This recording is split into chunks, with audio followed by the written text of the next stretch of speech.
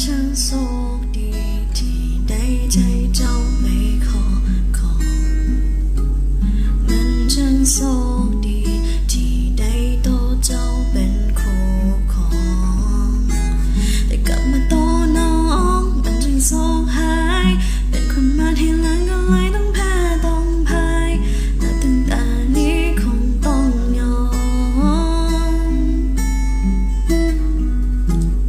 น้องก็รู้ว่าเท่านั้น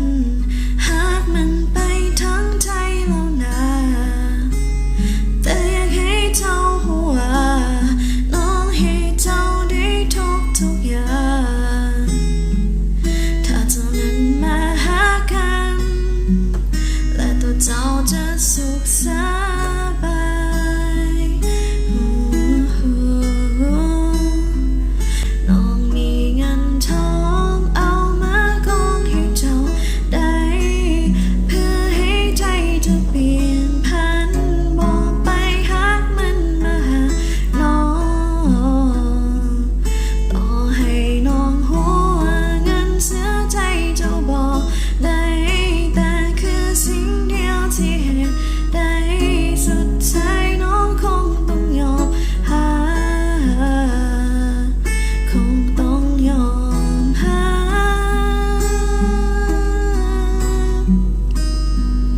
น้องคงต้องยอมเจ้า